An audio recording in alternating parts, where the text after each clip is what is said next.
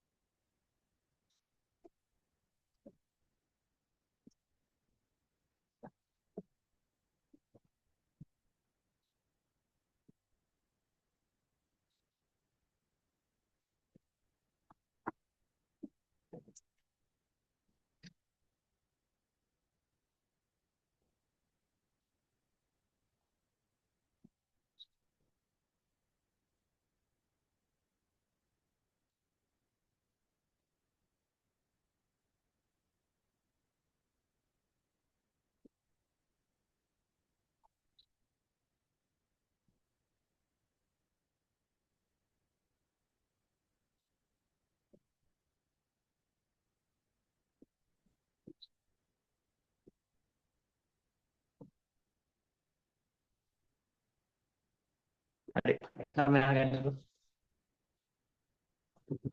එදා මේ අලෙවිකරණේ හර සංකල්ප ගොඩක් කතා කරා. හරි. හරි.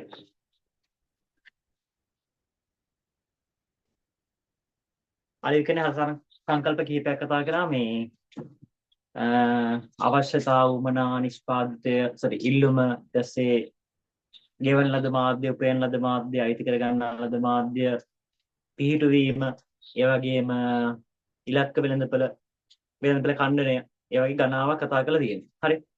දැන් ඒකේ තියෙන කොටස් කිහිපයක් මේ වැඩි විස්තර කතා කරන්න තමයි යන්නේ. හරි. කලින් වීඩියෝ එකේ අපි කතා කරා ওই සංකල්ප සෙට් එකම. දැන් මේක අපි විශේෂයෙන් මාතෘකාවක් විදිහට කතා කරනවා ඊළඟට මේ වෙළඳපළ ඛණ්ඩනය කියන එක ගැන. හරි. අර සමජා විෂම ගති ලක්ෂණ තියෙන පාරිභෝගික සෙට් එකක් මාකට් එකේ ඉන්නවනේ. අන්නේ විෂම ගති ලක්ෂණ වලින් යුතු පාරිභෝගික සෙට් එකකින් හරි. ඒ කියන්නේ ගනුදෙනුකරුවන් අතරින් සමාන ගති ලක්ෂණ තියෙන පාරිභෝගික කණ්ඩායමක් බෙදලා වෙන් කර ගන්නවා නම් හරි. වෙන් කරලා හඳුනා ගන්නවා නම් අන්න ඒකට අපි කියනවා වෙළඳපළ ඛණ්ඩනයක් කියලා. ඒ කියන්නේ කොටස් කරනවා තියෙන්නේ. හරි. සමස්ත වෙළඳපළ කොටස් වල කඩනවා නම් අපි ඒකට කියනවා වෙළඳපළ ඛණ්ඩනයක් කියලා. හරි. ඒක සාමාන්‍ය මෙහෙමයි. දැන් මම උදාහරණයක් කියන්නම් මෙහෙම. දැන් මේ අපි උසස් පෙළ ළමයිට උගන්වනවා. හරි. උසස් පෙළ ළමයිට උගන්වද්දී අපි කෙලින්ම මේ හැම උසස් පෙළ ළමයම ගන්න නෑනේ. අපේ සමස්ත වෙළඳපළ තමයි උසස් පෙළ ළමයි. හරි. ඒ සමස්ත වෙළඳපළෙන් අපි තෝරගන්නේ මොකක්ද? කොමර්ස් කරන සෙට් එක. තේරුණාද? එහෙනම් සමජාතීය ගති ලක්ෂණ තියෙන සෙට් එකක් අපි බෙදලා වෙන් කර ගන්නවා නම්. හරි. අන්න ඒකට අපි කියනවා වෙළඳපළ ඛණ්ඩනයක් කියලා. මෙහෙම වෙළඳපළ කොටස් වශයෙන් කඩා ගන්න එක හොඳයි ව්‍යාපාරයකට. සමහරක් වෙලාවට දැන් සමස්ත වෙළඳපළ ගැනම හිතලා අපි භාණ්ඩයක් හෝ සේවාවක් සපයන්න ගියොත් එහෙම අපිට සාර්ථක වීමේ හැකියාව අඩුයි. හේතුව සමස්ත වෙළඳපළේ ඉන්නේ විවිධ ගති ලක්ෂණ තියෙන කට්ටිය. ඒ හැම ගති ලක්ෂණයකටම අදාළව එයාලට ගැළපෙන භාණ්ඩ හැමෝටම ගැළපෙන භාණ්ඩ සපයන්න බැරි වෙන්න පුළුවන්. හරි.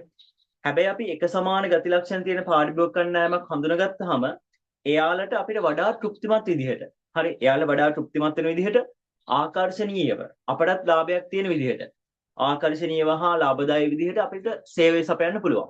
හරි. ඒකින්ද අපි සාමාන්‍ය අර මේ ඉලක්ක වෙළඳපළක් හොයාගන්න අපි මොකද කරන්න ඕනේ? විෂම ගති ලක්ෂණ වලින් යුතු සමස්ත වෙළඳපළ කොටස් වල වෙන් කර ගැනීමක් කරන්න ඕනේ. අපි එන එකට කියනවා වෙළඳපළ ඛණ්ඩනයක් කියලා. හරි. අපි දැන් ගත්තොත් එහෙනම් පුතේ වෙළඳපළ ඛණ්ඩනයේදී හරි ප්‍රධාන වශයෙන්ම වෙළඳපළ ඛණ්ඩනයක් නම් තියෙනවනේ සාධක කිහිපයක් තියෙනවා. හරි. ප්‍රධාන වශයෙන් වෙළඳපළ ඛණ්ඩනයක තියෙනවනේ සාධක. හරි. දැන් මම එකක් කිව්වොත් එහෙම අපි ඒක හැදෙන්නේ මැස්ඩා කියන අකුරු වලින්. මැස්ඩා. හරි.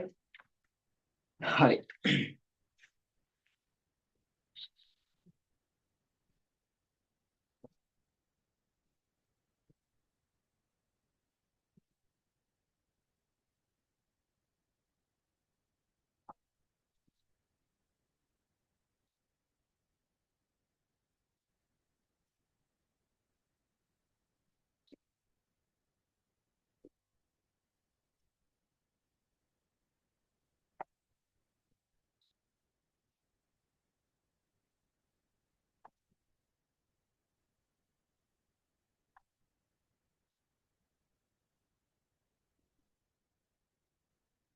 හරි.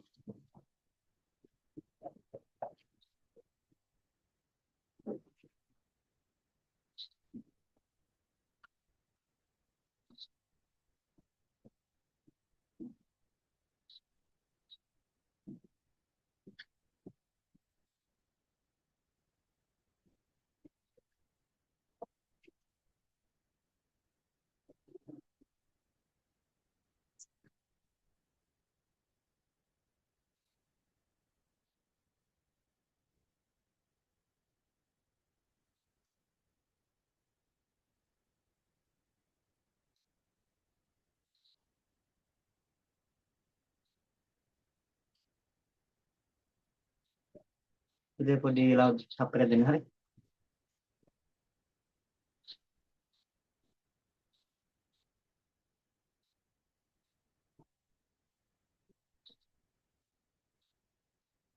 හරි. එහෙනම් පටන් ගමු. හරි.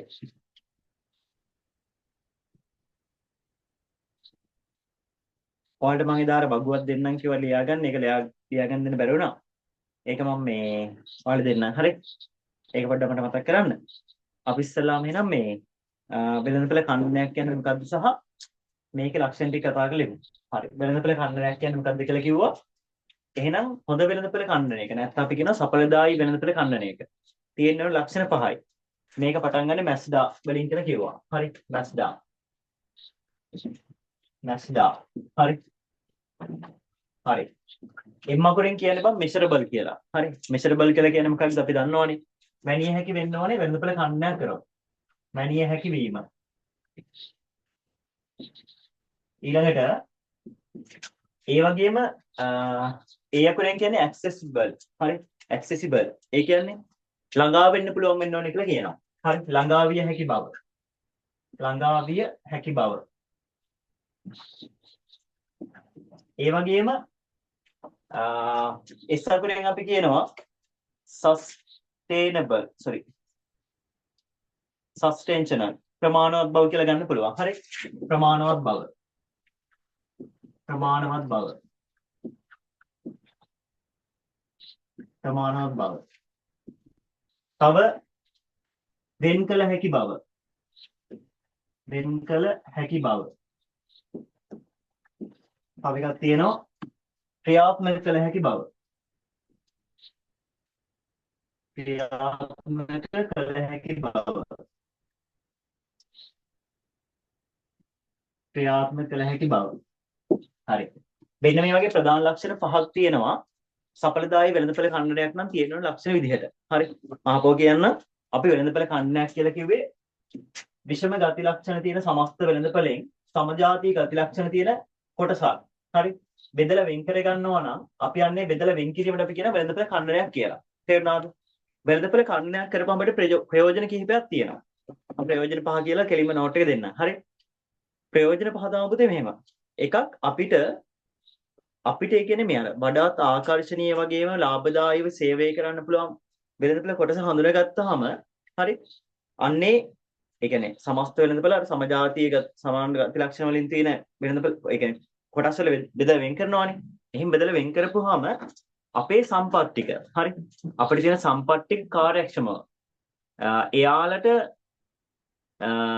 තෘප්තිමත් භාණ්ඩයක් හෝ සේවාවක් සැපයීම සඳහා හරි භාවිතා කිරීමේ හැකියාව තියෙනවා. ඒ කියන්නේ අපිට සම්පත් අර නාස්ති වීමක් වෙන්නේ නැහැ. මම උදාහරණයක් මෙහෙම කියන්නම්. හරි. අපි උසස් පෙළ පන්ති කරද්දි මේ එලින්ම සාමාන්‍ය පෙළ ලියන ළමයිට මේ ඔය ෆයිල් කවර නම් බෙදනවා. හරි. ෆයිල් කවර එහෙම බෙදද්දි තෝරගන්න එක්ක මේ අර හැමෝම ඉස්කෝලේ යන දවස් තෝරගන්නේ නැහනේ. ඕලෙවල් එක්සෑම් තියෙන දවස් තමයි තෝරගන්නේ. හරි. ඒ කියන්නේ අපේ අර ඊළඟ මාකට් ඒ කියන්නේ අපේ වෙළඳපොළ කොටසනේ ඉන්නේ. හරි. උසස් පෙළ ඊළඟට ඉන්නේ යාළුවා. හරි. එහෙනම් අපි එයාලට තමයි ටාගට් කරලා බෙදන්නේ. හැබැයි මුළු ඉස්කෝලේම ළමයිට බෙදන්න ගියොත් එහෙනම් මොකද වෙන්නේ? අපේ ෆයිල් කවර් නිකම් බොරුවට පොඩි අයටයි අවශ්‍ය නැති අයට හැමෝටම යනවා. ඒකද අපි සාමාන්‍ය කරන්නේ මොකද්ද? O level ලියන දවස්වල තමයි බෙදන්නේ. හරි. එහෙම කරපුවම අපේ සම්පත්‍ති කර මේ අපතේ යාමක් වෙන්නේ නැහැ. හරි. එහෙනම් ඒ විදිහට අපි එක උදාහරණයක් ගන්න පුළුවන් මොකක්ද? දැන් මේ වෙළඳපොළ කොටස් වල බෙදා වෙන් කරගත්තාම තියෙන එක ප්‍රයෝජනයක් තමයි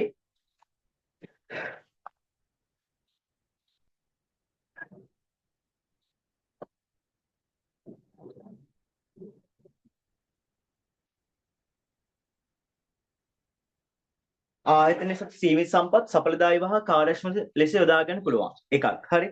ඒ වගේම සමස්ත වෙළඳපළ විශ්ලේෂණයට භාජනය කරන හින්දා. ඒ කියන්නේ දැන් අපි කොටස හොයාගන්න අපි සමස්ත වෙළඳපළ විශ්ලේෂණයක් කරනවානේ. හරි. එහෙම කරපුවාම අපිට සමස්ත වෙළඳපළ ගැන හොඳ අවබෝධයක් ලැබෙනවා. හරි. කොටසක් කඩා ගන්න අපි සමස්ත වෙළඳපළ ගැන අවබෝධයක් තියෙන්න. ඒ කියන්නේ හොයනවනේ. ඒ වුවහම අපිට සමස්ත වෙළඳපළ ගැන අවබෝධයක් ලැබෙනවා. තව අපි ගත්තොත් එහෙම උචිත හා කාලීන වෙළඳපළ අවස්ථා හොයාගන්න පුළුවන්. හරි. වෙළඳපළ විශ්ලේෂණයක් කරන හින්දා. ඒ වගේම තව ගන්න පුළුවන් ආයතනයේට වෙළඳපළ පිළිබඳ අවධානය මාමු කරගන්න පුළුවන්. දැන් අපි හැමෝටම බාණ්ඩ හා සේවා සපයන්න ගියොත් එහෙම එයාලව තෘප්තිමත් කරන්න බැරි වෙන්න පුළුවන්. හැබැයි අපි තෝරගන්න පිරිසක් නම් තෘප්තිමත් කරන්න හදන්නේ එයාලගේ අවශ්‍යතාව වුණා හොඳින් හඳුනගෙන එයාලා වඩා හොඳින් තෘප්තිමත් කරන්න පුළුවන් වෙනවා. හරි. ඒවෙන් තව ගත්තොත් එහෙම අලෙවිකන වැඩසටහන අර මං කිව්ව ප්‍රොමෝෂන් වැඩ වගේ. හරි. අලෙවිකන වැඩසටහන් ක්‍රියාත්මක කිරීම සාර්ථකව කරන්න පුළුවන්. අලෙවිකන වැඩසටහන් සාර්ථකව ක්‍රියාත්මක කරන්න පුළුවන්. හරි. ඒ මං කිව්වේ වෙළඳපළ ඛණ්ඩනයක් කරපුවාම තියෙන ප්‍රයෝජන කිහිපයක්. හරි. ඉස්සෙල්ලාම අපි නෝට් එක ලියාගෙන ඊට පස්සේ අවශ්‍යව අපව කතා කරමු. හරි. හරි. ගන්නකො මෙහෙම.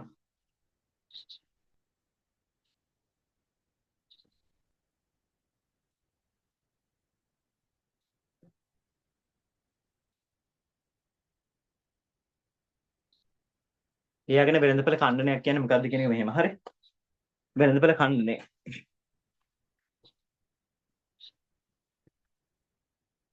විවිධ ගති ලක්ෂණ වලින් යුතු විවිධ ගති ලක්ෂණ වලින් යුත් සමස්ත වෙළඳපළ විවිධ ගති ලක්ෂණ වලින් යුත් සමස්ත වෙළඳපළ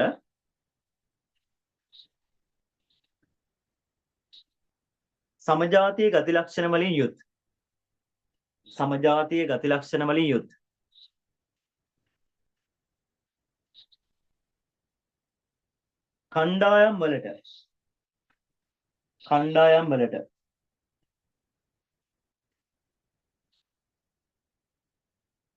කණ්ඩායම් වලට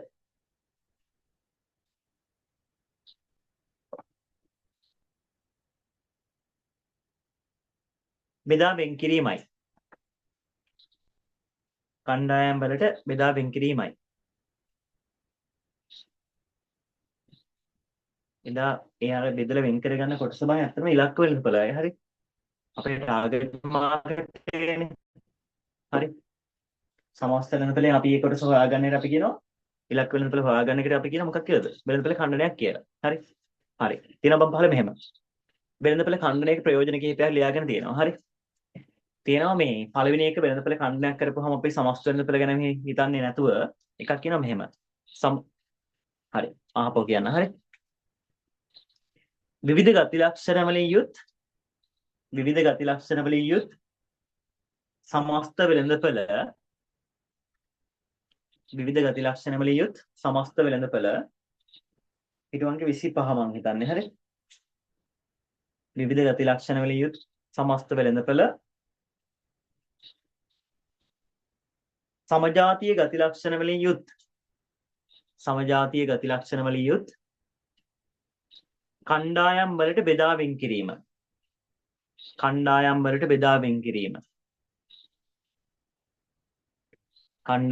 බෙදා වෙන් කිරීම. වෙළඳපළ ඛණ්ඩනයයි. කණ්ඩායම් වලට බෙදා වෙන් කිරීම වෙළඳපළ ඛණ්ඩනයයි.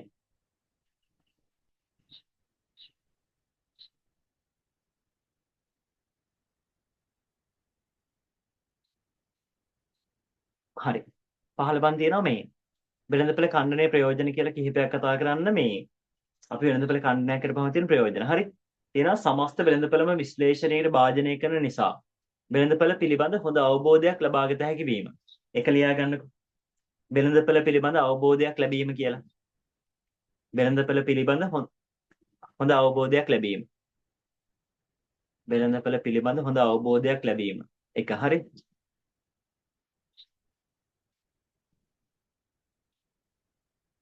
දෙක ලියා ගන්න මෙහෙම. තියෙනවා මෙහෙම. කාලීන වෙළඳපළ ප්‍රවණතා මත ඇතිවන වෙළඳපළ අවස්ථා ග්‍රහණය කර ගැනීම පහසු වීම. හරි. ඒ කියන්නේ අපි වෙළඳපළ විශ්ලේෂණයක් කරන හින්දා අපිට කාලීන වශයෙන් ඇතිවෙන ඒවා අල්ලගන්න ලේසි ටක් ගාලා. හරි. මොන වගේ අවශ්‍යතාවද පාරිභෝගික බලාපොරොත්තු වෙන මොන වගේ භාණ්ඩද බලාපොරොත්තු වෙන කියලා අල්ලගන්න ලේසි. දෙක ලියා ගන්න. වෙළඳපොළ අවස්ථා ග්‍රහණය කර ගැනීම පහසු වීම. වෙළඳපොළ අවස්ථා ග්‍රහණය කර ගැනීම පහසු වීම. වෙළඳපොළ අවස්ථා ග්‍රහණය කර ගැනීම පහසු වීම.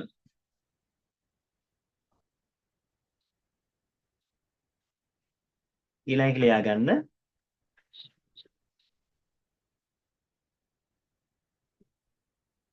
තුන්වෙනි තියෙනවා අකණ්ඩව උචිත වෙළඳපොළ කොටස හඳුනාගත හැකි නිසා ඛණ්ඩණයෙන් උචිත වෙළඳපොළ කොටස හඳුනාගත හැකි වීම නිසා සම්පත් කාර්යක්ෂම හා සඵලදායීව යෙදිය හැකි වීම.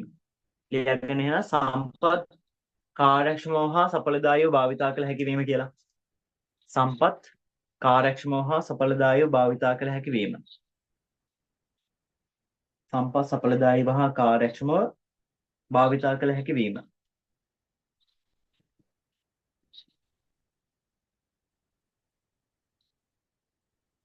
හරි. ඊළඟ කියනවා මේ ආයතනයකට වෙළඳපොළ පිළිබඳ ඇති අවධානම යොමු කර ගැනීමට හැකියවීම. කියනවා මේ ඒක දීලාම තියෙනවා. හරි ලියන්න දෙයක් නැහැ. හරි. ව්‍යාපාරය වඩාත් ලාභදායී හා ආකර්ශනීය වෙළඳපොළ කොටස හඳුනාගත හැකි නිසා තරංගය අවම වී අවධානම අඩු වෙනවා. එලෙන්න අපිට මේ තරංගය අඩු කරගන්න පුළුවන් අපි අර සමස්තයම තෝරගන්න නැතුව කොටසක් විතරක් තෝරගත්තාම. හරි. හරි. ඊළඟට කියනවා මේ අලෙවි කරන වැඩසටහන් සාර්ථකව ක්‍රියාත්මක කරන්න පුළුවන්. මේ පුතේ ඇත්තට මේ ඔක්කොම වාස් තියෙන මේ ව්‍යාපාරයකට. හරි. පුළුවන් නම් මේ මෙතනින් ලියාගෙන ව්‍යාපාරයකට කියලා. හරි. මේ වෙළඳපොළ කන්නකින් තියෙන ව්‍යාපාරයක තියෙන වාසිය. හරි. ව්‍යාපාරයකට. මෙහෙම ලියාගෙන ව්‍යාපාරයකට කියලා. උඩින් හරි. දැන් පුතේ අපි පාරිභෝගිකයට ලියමු. මේක මේ සිලබස් එක කතා කරන එක නෙමෙයි. හරි. පාරිභෝගිකයට තියෙන වාසි කිහිපයක් ලියාගන්න පහලින්. හරි. ඉතින් තියෙනවනේ මෙතන ලියාගන්නකො. පාරිභෝගිකයාට කියලා ලියාගන්න. හරි. පාරිභෝගිකයාට. හරි. පාරිභෝගිකයට කියලා ලියාගෙන එක ලියාගන්න. එක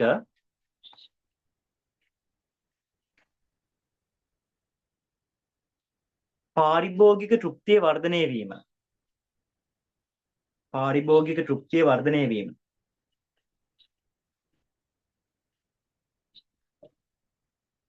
පාරිභෝගික තෘප්තිය වර්ධනය වීම. දෙක ලියාගන්න. පාරිභෝගික පහසුව. පාරිභෝගික පහසුව ඇතිවීම. පාරිභෝගික පහසුව ඇතිවීම.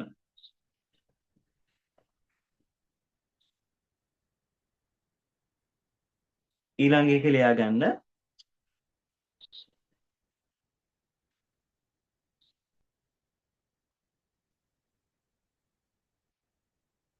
ඊළඟ ලියාගන්න.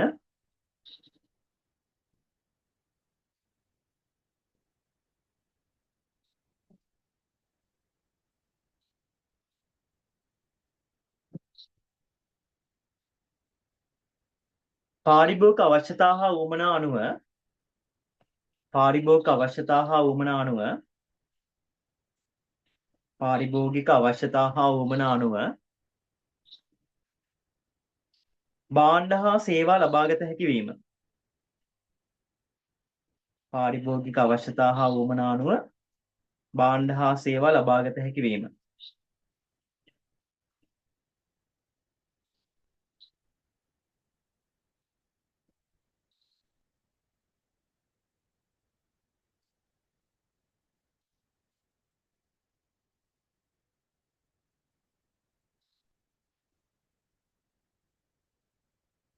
හරි. ළමයි එච්චරයි. හරි. දැන් අපි කතා කරේ පාරිභෝගිකයන්ට වෙළඳපොළ කන්නයක් කරපුවම තියෙන ප්‍රයෝජන. හරි. හරි. දැන් මම අහන්නකෝ මම මේ ඉතු ටිකත් කතා කරලා ප්‍රශ්න තියෙනවද කියලා අහන්නම් ඔයාලගෙන්. හරි. හරි. දැන් පුතේ මං කියවනේ හොඳ වෙළඳපොළ ඛණ්ඩනයක් නා. ඒ කියන්නේ සමස්ත අර විෂම ගති ලක්ෂණ වලින් යුතු සමස්ත වෙළඳපොළ සමාන ගති ලක්ෂණ වලින් යුතු සමාන කණ්ඩායමකට බෙදුවාම හරි. ඒ බෙදෙන කොටස ඉන්නවනේ. අන්නේ බෙදෙන කොටසේ තියෙන ලක්ෂණ කිහිපයක් තියෙනවා. හරි. එහෙනම් බලන්න තියෙන එක. සඵලදායී වෙළඳපොළ ඛණ්ඩනයක සඳහා පැවතිය යුතු අවශ්‍යතා. මේක අහන්න පුළුවන්. හරි. ඒ කියන්නේ සාමාන්‍ය හොඳට පාඩම් කරන්න පොයින්ට් 5 හරි කවන්නේ. හරි. විස්තරේ නැතත් පොයින්ට් 5 පාඩම් කරගන්න ඕනේ. හරි. එහෙනම් මෙහෙම. වෙළඳපොළ ඛණ්ඩනයක් සඳහා පදනම් කරගන්නා විචල්යන්ට අනුව ඛණ්ඩනය ප්‍රමාණය සහ මිලදී ගැනීමේ හැකියාව යනාදිය මැනිය හැකි වීමයි. හරි. ඛණ්ඩනය ප්‍රමාණය මිලදී ගැනීමේ හැකියාව. පුතේ හදාගන්නකො මේ ඛණ්ඩනයේ ප්‍රමාණය කියලා. හරි. ඛණ්ඩනයේ ප්‍රමාණය කියලා තිබ්බම තමයි හොඳ. හරි. ඛණ්ඩනයේ ප්‍රමාණය සහ මිලදී ගැනීමේ හැකියාව. එක ලියා ගන්න මැනිය හැකි වීම. මැනිය හැකි වීම.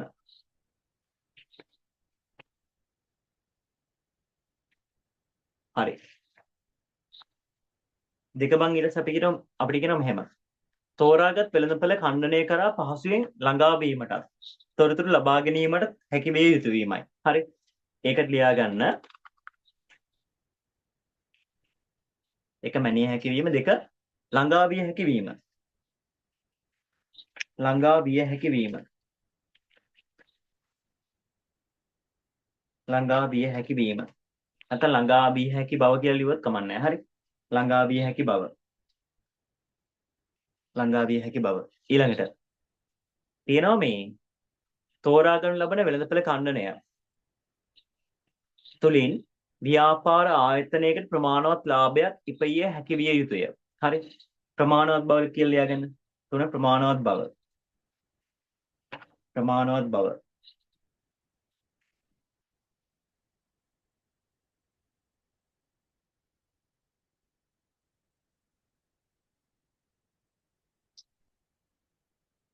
හරි.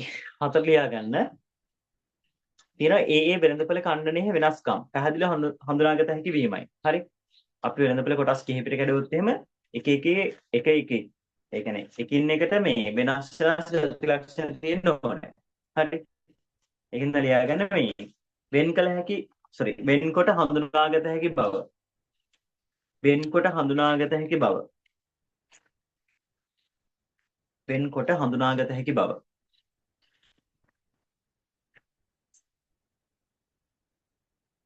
ඊළඟට වෙළඳපොළ ඛණ්ඩනය ආකර්ෂණය කර ගැනීමට හා සේවය සැලසීමට අවශ්‍ය අලෙවි කරන වැඩ සටහන් පිළියෙල කළ හැකි විය යුතුය. ලියාගන්න ක්‍රියාත්මක කළ හැකි බව. ක්‍රියාත්මක කළ හැකි බව.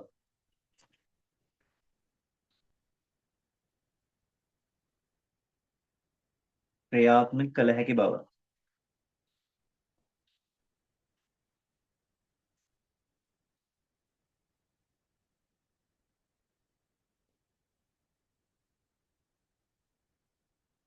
හරි.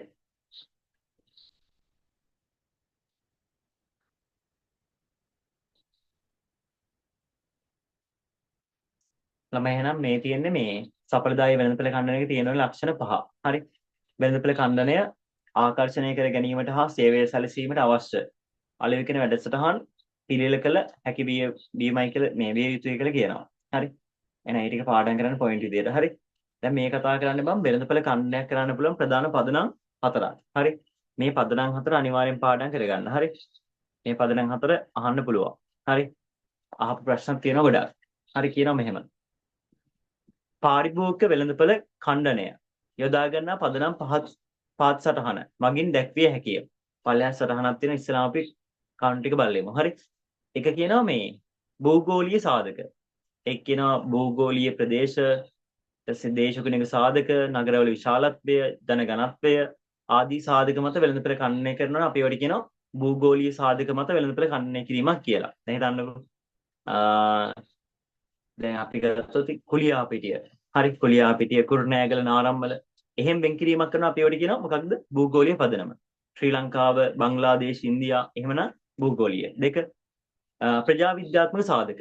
ජනගහනයේ කැපී පෙනෙන ලක්ෂණ එනම් ස්ත්‍රී පුරුෂ භාවය, වයස, ආදායම, පවුලේ සමාජිකයන් සංඛ්‍යාව, වෘත්තිමය අධ්‍යාපන මට්ටම, ජාතිය, ආගම ආදී සාධක වෙළඳපොළ ඛණ්ඩනය කිරීමයි. සාධක මත. දැන් මෙහෙම හිතන්නකෝ. පාවහන් තියෙනවා කාන්තා පාවහන් සහ පිරිමි පාවහන්. හරි. සබම් වර්ගයක් තියෙනවනේ එහෙම ළමයින්ට ගන්න සබම් වර්ග ඊට පස්සේ රෙදි හොදන සබම් වර්ග එහෙමත් තියෙනවා. හරි. ඒ වගේම අපි ඇඳුම් ගත්තත් එහෙම තියෙනවනේ. ළමා ඇඳුම්, කාන්තා ඇඳුම්, පිරිමි ඇඳුම්. හරි. එහෙම තියෙනවා. ඒ මොනවද? ප්‍රජා විද්‍යාත්මක සාධක අනුව වෙළඳපොළ කොටස් කරලා තියෙන්නේ. මනෝවිද්‍යාත්මක සාධක පාරිභෝගිකයන්ගේ සමාජ පන්ති ජීවන රටාව පෞරුෂත්වය ආදී සාධක මත වෙළඳපොළ කණ්ඩනය කිරීමයි. එහෙනම් සමාජ පන්ති අනුව වෙළඳපොළ කණ්ඩනය කිරීමක් කරන අපි ඒකට කියනවා මනෝවිද්‍යාත්මක කියලා.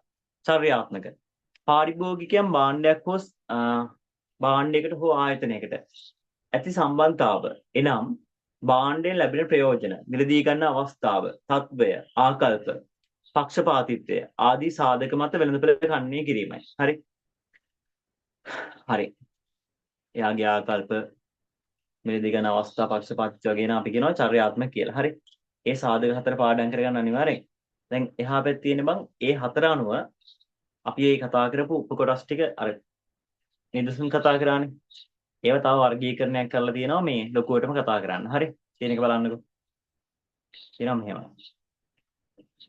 පාරිභෝගික වෙළඳපොළ ඛණ්ඩනය යොදා ගන්නා පදනම් පහත් සටහන මගින්ද දැක්විය හැක. හරි. භූගෝලීය සාධක තියෙනවා රටවල් කලාප ප්‍රදේශ. දේශගුණික සාධක. නගරවල විශාලත්වය, ජනගහනත්වය, ඒ වගේම ප්‍රජා විද්‍යාත්මක සාධක විදිහට තියෙනවා ස්ත්‍රී පුරුෂ භාවය, වයස, ආදායම, පවුලක ප්‍රමාණය, පවුලේ ජීවන චක්‍රය, වෘත්තිය, අධ්‍යාපනය, ජාතිය, ආගම, ඒ වගේ සාධක අපි කියන ප්‍රජා විද්‍යාත්මක කියලා. මනෝවිද්‍යාත්මක තුනක් තියෙනවා. සමාජ පන්ති, ජීවන රටාව, පෞරුෂත්වය. මේ තුන පාඩම් කරගන්න. මේ තුන සාමාන්‍යයෙන් අපිට හිතනවා නිකන් චර්යාත්මක කියලා. ඒකින්ද මේ පොඩ අනිවාර්යෙන් හොඳට පාඩම් කරගන්න මේ මනෝවිද්‍යාත්මක තුනක් දීලා තියෙනවා.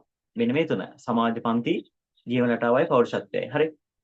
චර්යාත්මක සාධක කිහිපයක් තියෙනවා මේ ප්‍රතිලාභ මිලට ගන්න අවස්ථාව භාවිතා කරන්නන්ගේ තත්ත්වය භාවිතා කරන ප්‍රමාණය පක්ෂපාතීත්වයේ භාවිතා කරන්නන්ගේ ආකල්ප මිලට ගැනීමට සූදානම්. හරි. ඔන්න ඔයක සාධක කිහිපයක් තියෙන්නේ. නෝමල් සාමාන්‍ය බලා ගන්න ඔන්න ඔය කොටස. හරි. අපි එහෙනම් කතා කරේ මොකක්ද? වෙළඳපොළ ඛණ්ඩනයක් කියන්නේ මොකක්ද කියන එක. හරි. මහපො එකපාරක් කියනවා ටක් ගාලා. හරි. හරි. වෙළඳපොළ ඛණ්ඩනයක් කියලා කිව්ව පුතේ විෂම ගති ලක්ෂණ තියෙන සමස්ත වෙළඳපොළ සමජාතීය ගති ලක්ෂණ වලින් යුතු කණ්ඩායම් වල බෙදා වෙන් කර ගන්නවා නම් අපි ඒවට කියනවා වෙළඳපොළ ඛණ්ඩනයක් කියලා.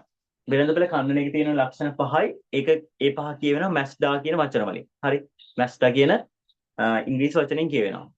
ඉම්මකුරෙන් මෙෂරබල්. හරි. ඒ කියන්නේ මැනිය හැකි වෙන්න ඕනේ. ඒ වගේම ළඟා වෙන්න පුළුවන් වෙන්න ඕනේ. හරි. ඒ වගේම ප්‍රමාණාත්මක වෙන්න ඕනේ. ඒ කියන්නේ හොඳ වෙළඳපොළ ඛණ්ඩනයක් නම් ප්‍රමාණාත්මක වෙන්න ඕනේ. හරි. වෙන් කළ හඳුන ගන්න පුළුවන් වෙන්න ඕනේ. ඒ වගේම ක්‍රියාත්මක කරන්න පුළුවන් වෙන්න ඕනේ. මෙහෙම වෙළඳපොළ ඛණ්ඩනයක් කරපුවාම තියෙන ප්‍රයෝජන තමයි අපි අර සීමිත සම්පත් සඵලදායී හා කාර්යක්ෂම යොදා ගන්න පුළුවන්. හරි. වෙළඳපොළේ ඇතිවන කාලීන වෙළඳපොළ අවස්ථා හොයා ගන්න පුළුවන්. හරි. දැන් වෙළඳපොළ මෙහෙම කොටස් කරන්න අපි මේ යම්කිසි විශ්ලේෂණයක් කරනවානේ. වෙළඳපොළ විශ්ලේෂණයේ මගින් සමස්ත වෙළඳපොළ ගැන හොඳ අවබෝධයක් ලබා ගැනීමේ හැකියාව තියෙනවා. හරි. ඒ වගේම අපේ පාරිභෝගිකයන්ව වඩාත් ඉහළින් හරි වැඩිපුර ඉහළින් අපිට තෘප්තිමත් කිරීමේ හැකියාවක් ලැබෙනවා. හරි. ඒ තමයි වෙළඳපොළ ඛණ්ඩනයක් කරන තියෙන ප්‍රයෝජන. අපි අන්තිමට කතා කරා වෙළඳපොළ ඛණ්ඩනයක් කරන්න පුළුවන් පදනම් 4යි. ඒ මොනවද? භූගෝලීය සාධක, ඒ වගේම ප්‍රජා විද්‍යාත්මක, මනෝවිද්‍යාත්මක, චර්යාත්මක. අහබෝ කියන්න භූගෝලීය, මනෝවිද්‍යාත්මක, ප්‍රජා විද්‍යාත්මක,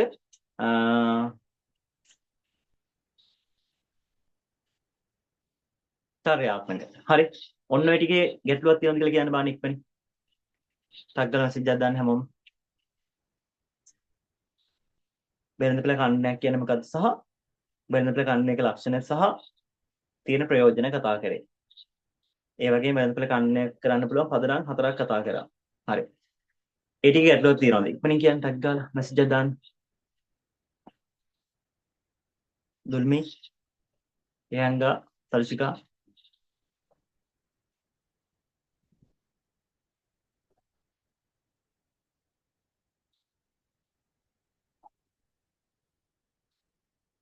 හරි. හරි. දැන් අහගන්නකෝ. දැන් අපි එහෙනම් කතා කරන්නේ බම් මේ ඊළඟ මාතෘකාව. හරි අලුත් එක. හරි.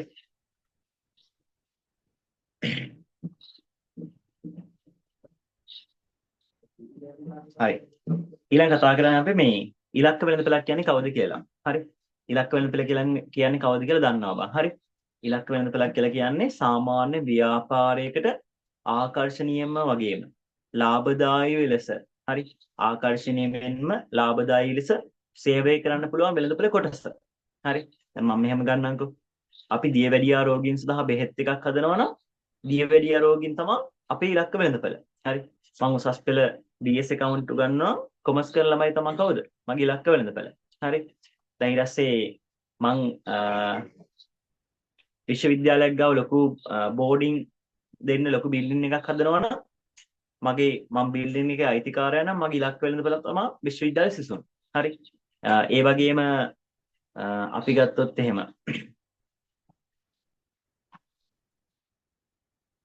අපි ගත්තොත් එහෙම මේ දැන් උපකාරක මන්ති කරන අයගේ ඉලක්ක වෙළඳපොළ තමයි කවුද? සිසුන්. හරි.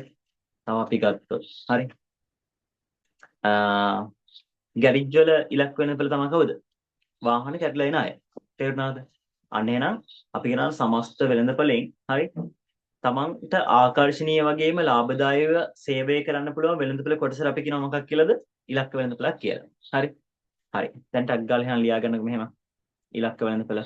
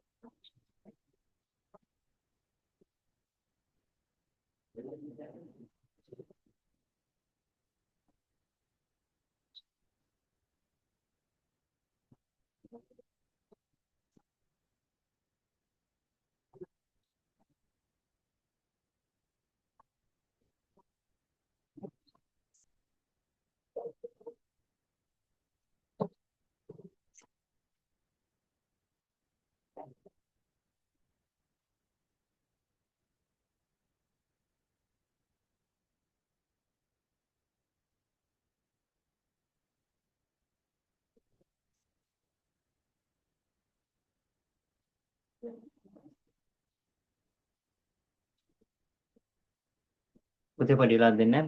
පොත අරන් එකයි චුට්ටක්.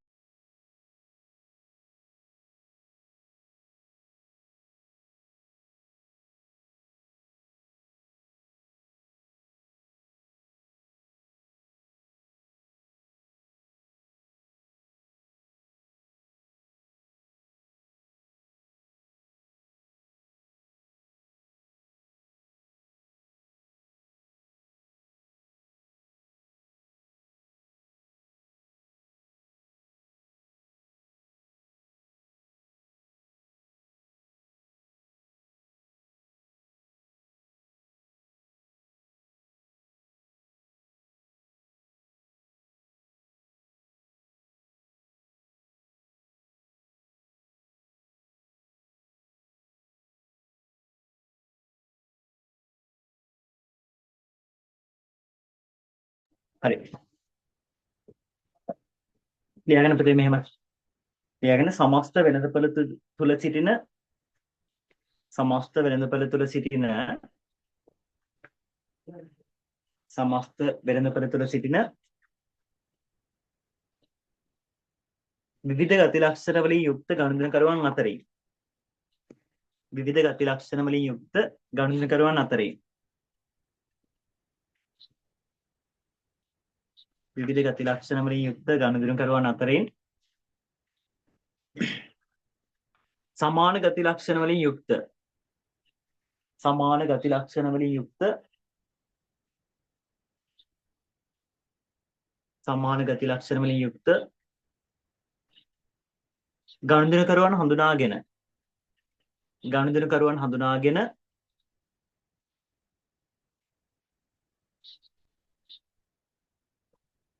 ඒ අතරිනුත්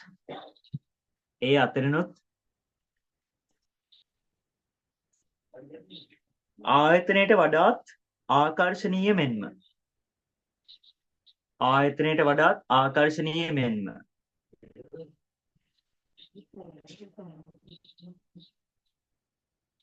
ආයතනයට වඩාත් ආකර්ශනීය මෙන්ම ලාභදායීව සේවය කළ හැකි. ලාභදායීව සේවය කළ හැකි.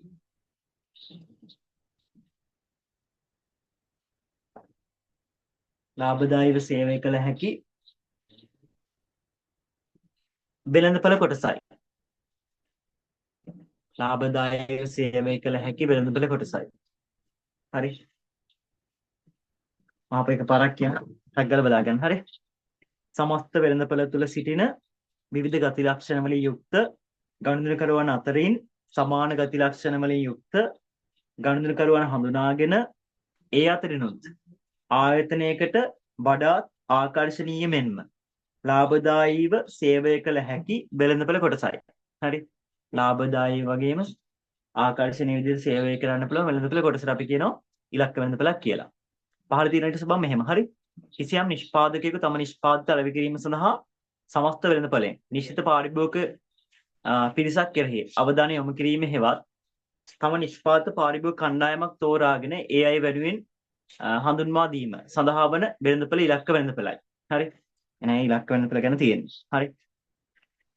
තියෙනවා මේ තෝරාගත් ඉලක්ක වෙළඳපළට ගැළපෙන නිෂ්පාදිතයක් හෙවත් පිළිගැන්වීමක් සංවර්ධනය කිරීම අලෙවිකරුවන්ගේ කාර්යභාරයයි. නිදසුන් කිහිපයක් ලියාගෙන මෙහෙම පල්ලෙහාට උදාහරණ ලියාගන්න. හරි. Life boy. හරි. ලයිෆ් බෝයි කියලා ලියාගන්න.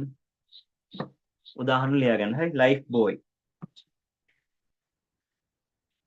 ඉස්සරහින් ලියාගන්න පොඩි ඉරි කැලක් ගහලා ක්‍රීඩකයන් සහ ක්‍රියාශීලී පුද්ගලයන් සඳහා ක්‍රීඩකයන් හා ක්‍රියාශීලී පුද්ගලයන් සඳහා ලයිෆ් බෝයි.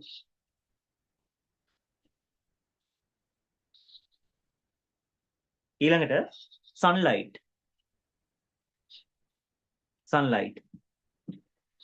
රෙදි සේදීමට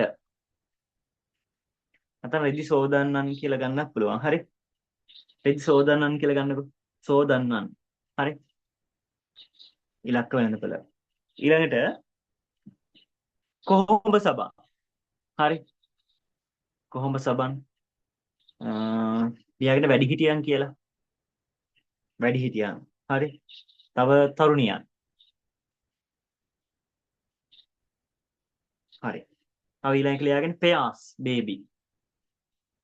පෙයාස් බේබි නම් කවද? ඉලක්ක වෙළඳපළ. ලදරුවන්. හරි. තව එකක් ලියාගෙන මේ චැම්පියන්. චැම්පියන් කවුද ටාගට් කරන්නේ? තරුණයන්.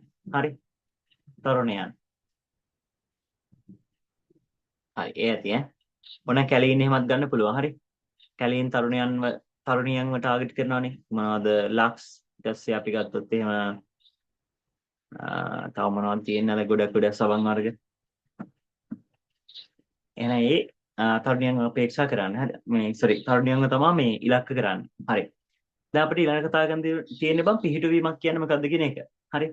පිහිටුවීමක් කියන්නේ මොකක්ද කියලා මම කතා කරා මේ උදාහරණයක් වල සිද්ධාලේප වේද මහත්තයෙක් ගැන. හරි. පදවතේ ගැඹුරුම තැන රඳවනවනේ. හරි.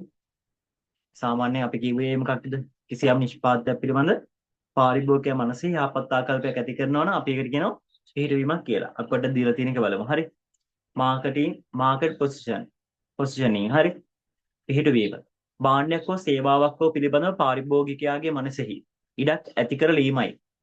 එහෙම නැත්නම් කියන්න පුළුවන් කිසියම් නිෂ්පාදිතයක් පිළිබඳ පාරිභෝගිකයාගේ මනසෙහි යහපත් ආකල්පයක් ගොඩනැගීම පිහිටුවීම යනුවෙන් අදහස් කරයි. අලෙවිකරණයේ ජයග්‍රහණය වනුයේ යම් භාණ්ඩයක් හෝ සේවාවක් හෝ වෙළඳපළෙහි ඉතා හොඳින් ස්ථාපිත වීමයි. හරි. එහෙනම් අපේක්ෂාව තමයි පිහිටුවීමේ යම්කිසි භාණ්ඩයක් හෝ සේවාවක් වෙළඳපොලේ හොඳින් ස්ථාපිත කරන එක. හරි. ඔයාලා highlight කරන්න මෙන්න මේ ටික. අලෙවිකින් ජයග්‍රහණය වෙනුවේ යම් භාණ්ඩයක් හෝ සේවාවක් වෙළඳපොලේ හොඳින් ස්ථාපිත වීමයි කියන එක. අපිට දැන් හිතන්න කඩේට ගිහින් කෙලින්ම සමාජ කරලා ඉල්ලනවා මේ බ්‍රෑන්ඩ් නේම් වලින්. හරි. ඒකට තමයි අපි කියන්නේ මේ සන්නම් පක්ෂපාතීත්වය කියලා. මේ බාට දෙකක් දෙන්න. බාට කියන්නේ මොකද්ද? සන්නම් නාමය. හරි. තව අපි ගත්තොත් එහෙම මේ පෙනඩෝල් කාඩ් එකක් දෙන්න. පෙනඩෝල් කියන්නේ සන්නම් නාමයක් විතරයි. හරි. අන්නම් පෙරසිටමෝල් තමයි අපි සාමාන්‍ය ඔලවරදයක් වගේ හදුනහම බොන්නේ. පෙරසිටමෝල් වල හදන එක බ්‍රෑන්ඩ් නේම් එකක් තමයි මොකක්ද? ඒක කම්පැනියක් තමයි පෙනඩෝල් කියලා කියන්නේ. හැබැයි අපි ඉල්ලන්නේම ඒ කම්පැනියේ නමින්මයි. හරි. හරි. ඒ වගේ වෙන්න පුළුවන් නම් සුපිරිතින්. හරි. හරි. උදාහරණයක් ලියගෙන මෙහෙම. උදාහරණයක් පිළිහිටුවීමට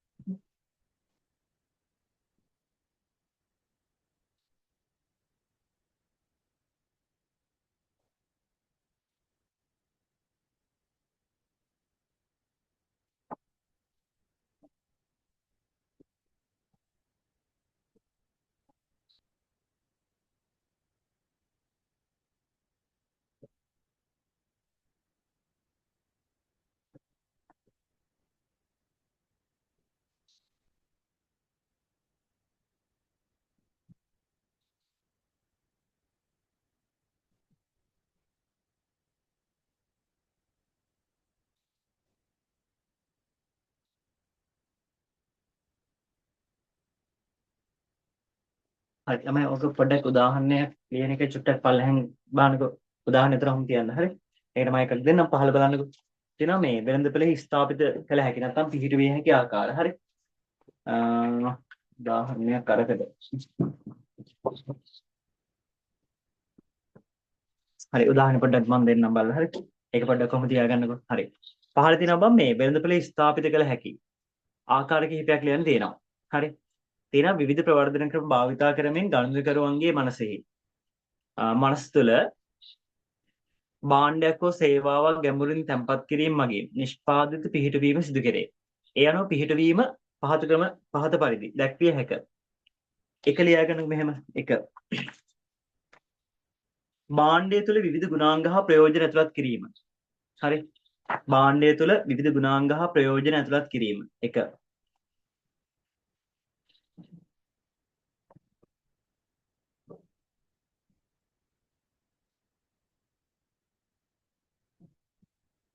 හරි. ඊළඟ මේ උදාහරණයක් සංවේදී දත් ඇති අයගේ වේදනාව අවම කිරීමට සෙන්සොඩයින්. හරි.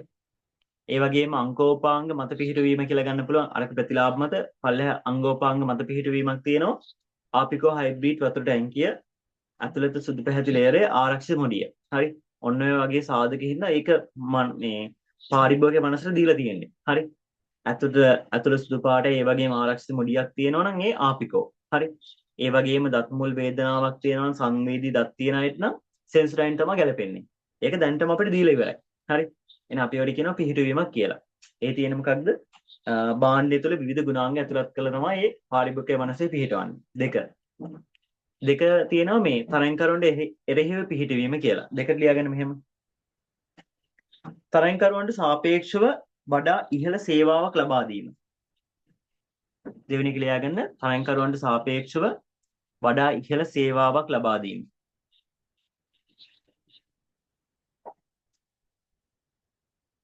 තරංකරුවන්ට සාපේක්ෂව වඩා ඉහළ සේවාවක් ලබා දීම.